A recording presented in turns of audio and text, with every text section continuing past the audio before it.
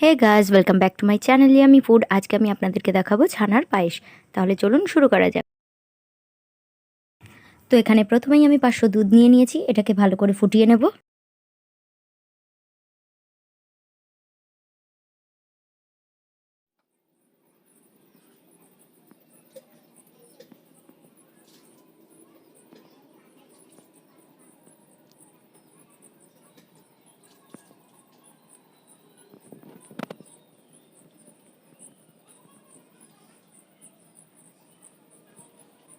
দুধটা উতরে এলে এর মধ্যে আমরা লেবুর রস বা ভিনিগার দিয়ে দেবো, যাতে দুধটা কেটে যায়।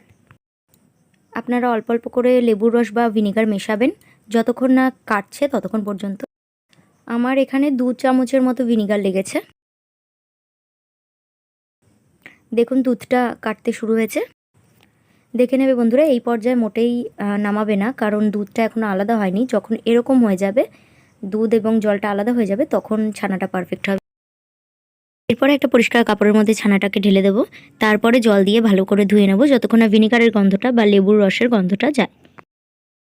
4 থেকে 5 বারের মতো জল দিয়ে ধুয়ে নিতে হবে ভালোভাবে। এরপরে কাপড়টাকে মুড়িয়ে ভালোভাবে ছানার জলটাকে বের করে নিতে হবে।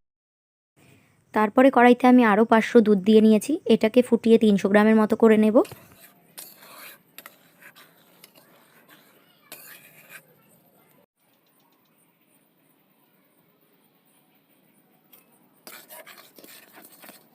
দুধটা ফুটে উঠলে এর মধ্যে আমরা অল্প পরিমাণে নুন দিয়ে দিচ্ছি, খুবই সামান্য পরিমাণে। এরপরে দিয়ে দিচ্ছি 6 চামচ চিনি।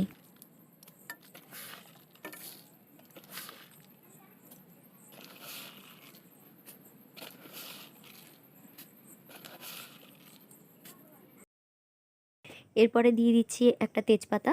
আমার কাছে শুকনো তেজপাতা নেই, বাড়িতে গাছ আছে, তাই কাঁচা তেজপাতাটা দিয়ে দিলাম। এখানে চাইলে আপনারা এলাচ দিতে পারেন, আমি দিলাম না কারণ আমার হাজব্যান্ড পছন্দ করে না।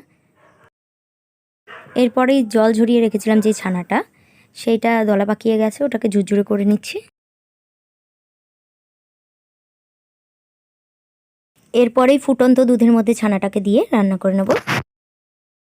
এই পর্যায়ে যদি আপনারা চান তাহলে 1 কাপ দুধের মধ্যে কেশর ভিজিয়ে দিয়ে দিতে পারেন এর মধ্যে, তাহলে দোকানে যে কেশরি রঙটা আসে একদমই সেরকম একটা কালার আসবে।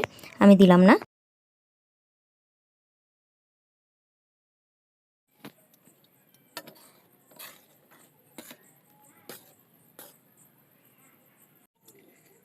এরপরেই আমরা এর মধ্যে দিয়ে দেবো কুচিয়ে রাখা কাজু বাদাম। চাইলে আপনারা কিশমিশ দিতে পারেন, পেস্তা দিতে পারেন, আমন্ড দিতে পারেন, তাহলে আরও বেশি সুন্দর লাগবে খেতে। আমি শুধুই কাজুটা দিলাম। পরে আরও কিছুক্ষণ ফুটিয়ে নেব পায়েসের ঘনত্বটা আসা পর্যন্ত। বন্ধুরা, ভিডিওগুলো যদি ভালো লেগে থাকে তাহলে অবশ্যই লাইক, কমেন্ট, শেয়ার করে দেবেন। আর আমার চ্যানেলটিকে সাবস্ক্রাইব করে বেল বাটনটিতে ক্লিক করবেন, যাতে আমি কোনো ভিডিও দিলে সবার আগে নোটিফিকেশানটা আপনার কাছে যায়। যদি আপনার পছন্দের কোনো রেসিপি দেখতে চান তাহলে অবশ্যই আমাকে কমেন্টে জানাবেন, আমি চেষ্টা করব বানানোর আর আপনার নাম সহ দেখানোর।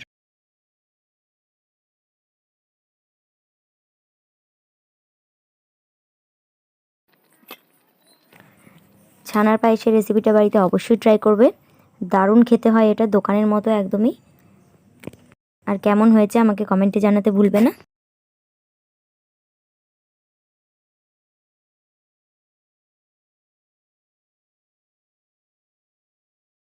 ছানার পায়েসটা হয়ে গেছে, এবার আমরা নামিয়ে নেব এটাকে। তাহলে বন্ধুরা, রেসিপিটি যদি ভালো লেগে থাকে তাহলে অবশ্যই লাইক, কমেন্ট, শেয়ার করে দিও। আর চ্যানেলটিকে সাবস্ক্রাইব করে আমার পাশে থেকো। ধন্যবাদ।